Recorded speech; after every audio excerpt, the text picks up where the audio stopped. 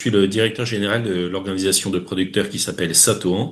C'est une coopérative maritime qui regroupe plus de 120 navires de pêche sur l'ensemble de la façade de Méditerranée française. Elle est doublement écolabellisée sur la pêcherie de thon rouge. On est la première pêcherie française à avoir disposé d'écolabel pêche durable du ministère de l'Agriculture, et on est la deuxième au monde à bénéficier de l'écolabel international MSC.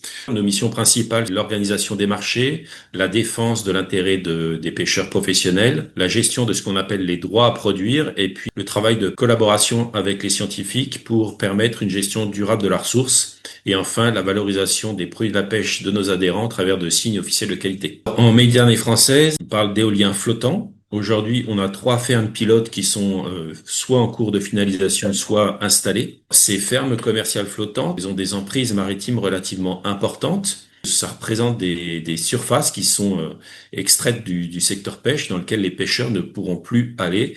La première conséquence, c'est une perte d'activité des navires, hein. La deuxième, c'est évidemment nos craintes en tant que pêcheurs professionnels que ces infrastructures, qui seront des infrastructures lourdes, industrielles, aient des répercussions sur la ressource. Parmi ces différentes craintes, il y a évidemment les problèmes posés sur les risques de pollution de ces infrastructures, les problèmes d'impact sur le fond, puisque ces structures, elles seront ancrées avec des ancres relativement lourdes, puis des chaînes. Donc tout cet environnement industriel pourrait avoir des répercussions sur la ressource, pour laquelle on a aujourd'hui peu de retour, puisqu'il n'y a pas de retour sur les fermes pilotes. On essaye de nous expliquer que ces infrastructures pourraient avoir des effets positifs en agissant comme des dispositifs de concentration de poissons. Rien n'est encore prouvé. On parle aussi, si les structures ne sont pas correctement conçues, d'infestation d'espèces invasives ou une perte de biodiversité. On manque, en ce qui nous concerne, de données scientifiques.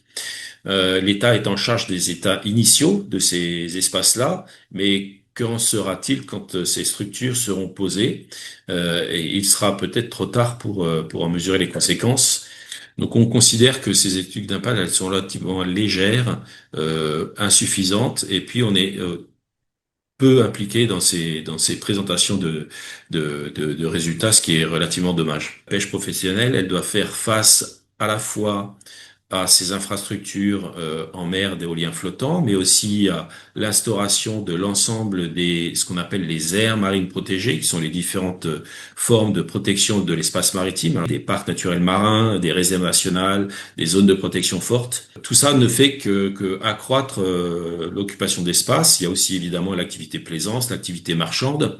L'ensemble de ces pressions fait peser des risques sur la ressource.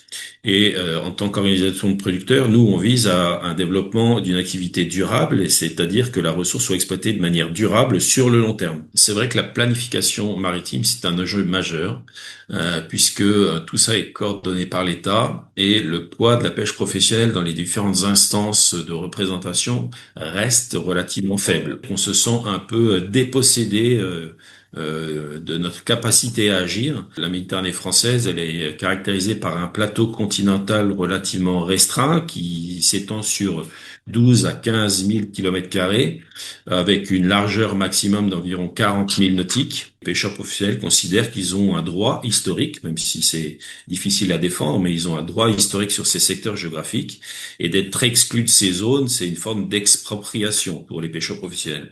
Le projet Fishwind, il vise avant tout à voir dans quelles conditions on pourrait permettre un co-usage de certains engins de pêche dans ces secteurs géographiques. Lutter contre un certain nombre de travers qui pouvaient être rencontrés, notamment l'infestation d'espèces invasives ou la perte de biodiversité. Et on considère qu'on a peut-être un rôle, nous, à jouer, pêcheurs professionnels, pour permettre d'agir au sein de ces futures fermes commerciales. On essaye malgré tout de pouvoir voir comment on pourrait travailler en meilleure intelligence au sein de ces futurs parcs. Il est important que la pêche puisse défendre son activité, son poids, son rôle à la fois économique, mais aussi socio-économique, puisque chaque navire de pêche, il y a des emplois qui sont réalisés, qui sont produits, puis il y a toute la filière aval qui en découle, hein. Et si on réduit cet espace de pêche, soit on va avoir ce que l'on appelle du report d'efforts, c'est-à-dire que les bateaux, ils vont pêcher de manière plus importante en dehors des zones qui leur sont autorisées, et en fait, on ne fait qu'accroître la pression de pêche sur des secteurs géographiques qui sont plus petits, et puis on peut avoir évidemment des pertes de chiffre d'affaires et s'il y avait des conséquences environnementales négatives, une perte de la biomasse totale.